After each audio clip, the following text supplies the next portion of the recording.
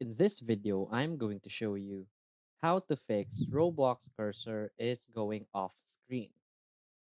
So please watch the video until the end and follow this tutorial step by step to avoid making mistakes. So let's get started.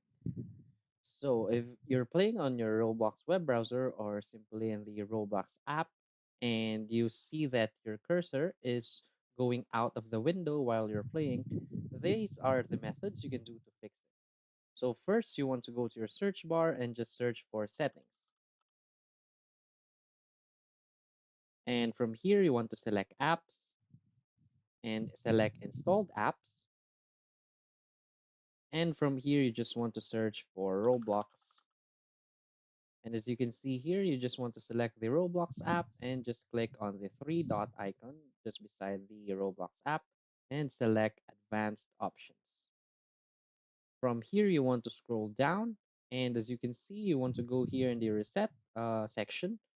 From here, you just want to click on repair. And after you repair the app, you just want to click on reset. So this will be a big help. And if it still doesn't work for you, what you can do is to just go back and again search for Roblox. And from here, you just want to uninstall all of your Roblox application and download it again.